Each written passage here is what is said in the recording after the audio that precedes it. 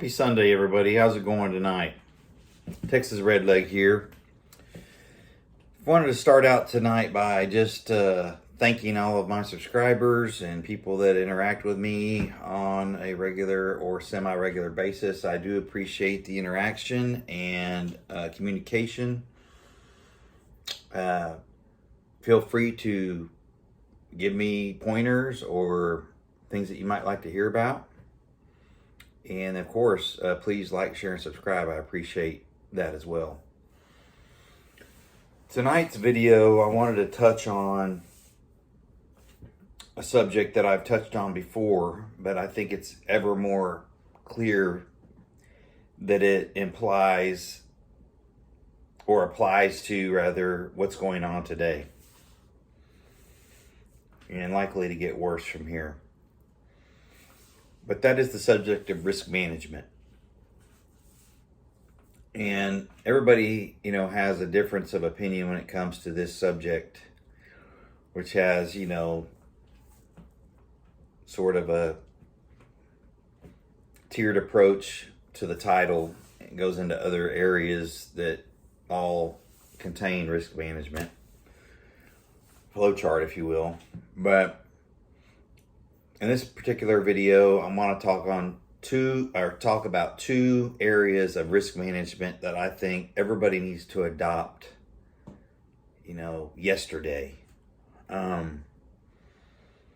I sort of do this in my everyday activities, so it's habit for me.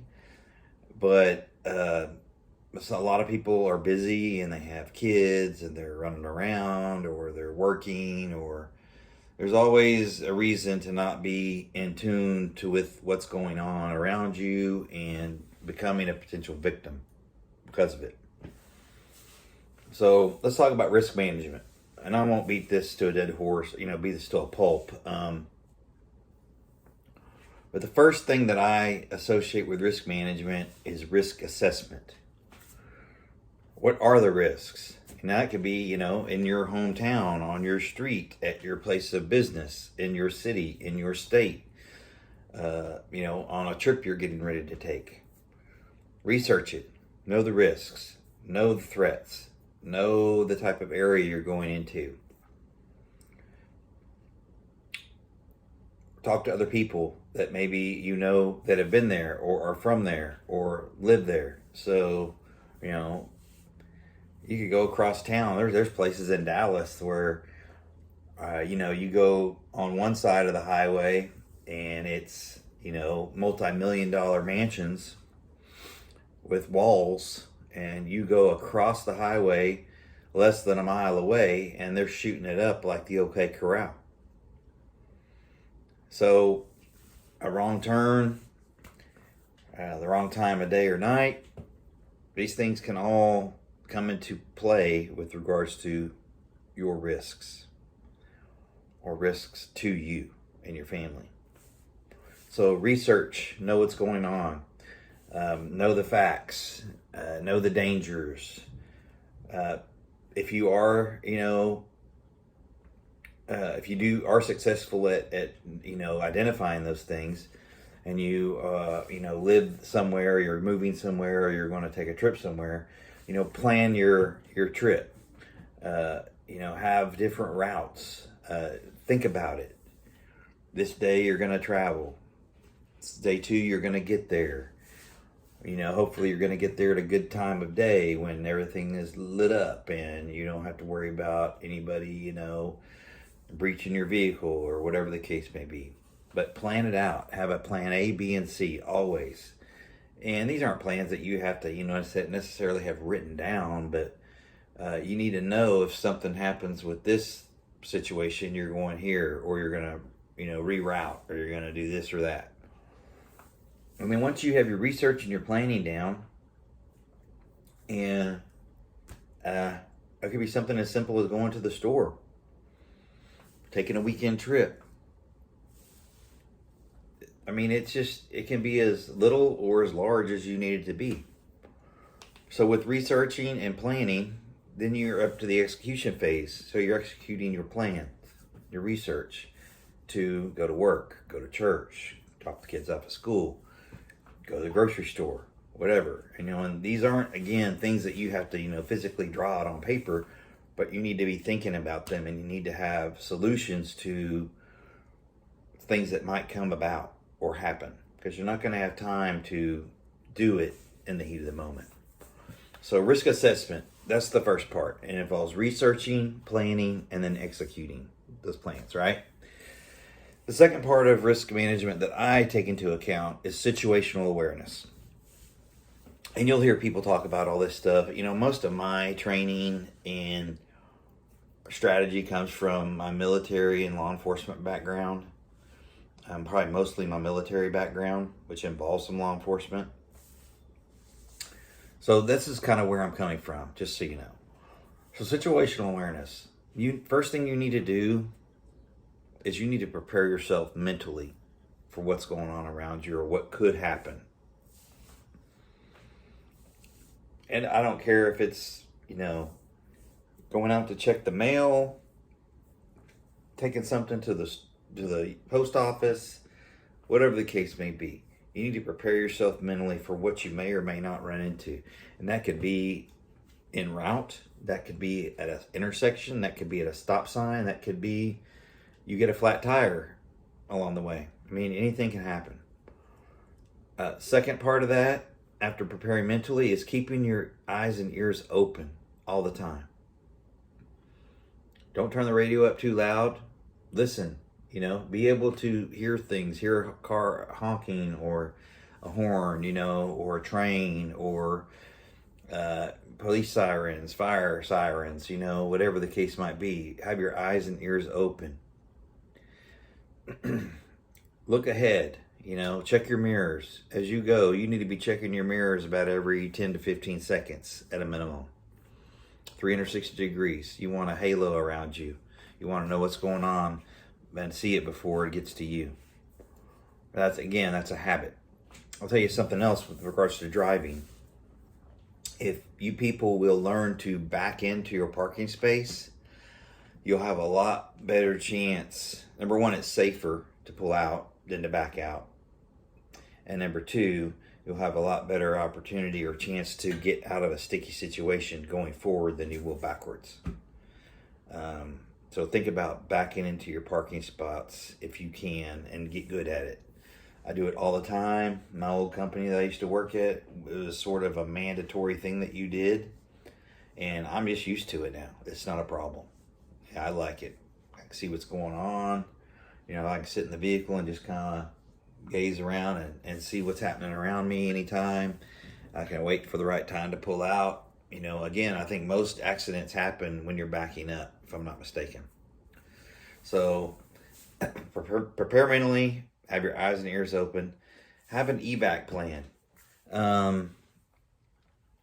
Again, it sort of comes down to planning also, but if you aren't from somewhere, you might want to look at a map and kind of know the good way to get out of there if something bad were to happen. If you're from a certain area, hopefully you know those routes already, you know the streets, you know what is good to get out of an area and what's not. I'll go ahead and do a caveat on that. You people need to keep your gas tanks half full or more. Don't let them drop below half a tank. I'm just telling you, it's a bad idea. I think there's some things going on that are going to make fuel a really, really tough commodity going forward. And it's going up already, fuel costs. So I would expect that to continue and get worse. So keep those fuel tanks full. Get extra fuel tanks if you can. Fill those up and get some fuel stabilizer to make sure that fuel stays healthy for your vehicle or your other engines that you, or whatever the case might be that you need to put them in. So prepare mentally, have your eyes and ears open, have good evacuation plans and routes, and then that brings us to the fourth one, and that is to have a good set of defensive tactics, in your head, what you might need to employ should something happen to you if you're out, or if you're at home, or if you're in a hotel room, wherever the case might be. You've got to be in a position where you expect something to happen and you expect to be able to decide whether you're going to have a fight or you're going to flight. Fight or flight mentality, right? Fight or flight reaction. If you're going to have to fight, you need to be proactive. You need to be deliberate. Don't hesitate. Do what you got to do to defend yourself and your family and your property. Criminals are emboldened. They don't care.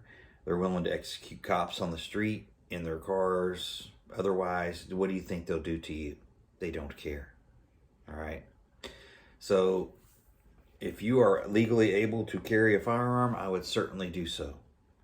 And I would certainly carry it in a method where you can get to it easily and employ it to defend yourself. And I don't care what it is. If you've got a firearm, go get some good defensive style ammunition for it, i.e. hollow points. If you carry a 38, that's all you can carry, or a 380, get some hollow point ammunition for it. You want to be able to defend yourself with the use of deadly force. And while some, full metal jacket ammo will do the trick, it's not a guarantee, and the odds are not as good as they are with hollow point ammunition. So I would consider that. A couple little caveats on this video. I know I've talked about these before, but I wanted to give you guys and gals a couple of books to maybe go get. And that is The Gift of Fear by Gavin DeBecker. And he is a world-renowned personal protection company owner of DeBecker and Associates. They do a lot of the personal protection and / advanced work for a lot of celebrities, VIPs, athletes, people like that. But this is one of his books called The Gift of Fear. It's a really good book for men and women. You'll learn a lot about risk management and the threats that exist in the world, if you don't already know.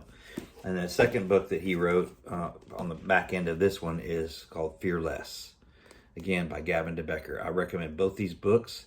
They're okay for kids over the age of 15, I would say, and you'll learn a lot. Whoever you give it to will learn a lot, and if they'll employ these tactics and this mentality in their daily lives, they'll be a lot better for it, and they'll be prepared, and they'll be enabled and empowered, to be aware and be protective minded of themselves and people around them. So risk management, people, live it, learn it, employ it in your lives, make it a habit, because I think things are going to get pretty rockier than they are now. I think this is all just the tip of the iceberg, if you will. So with that, I wish everybody a great week coming up.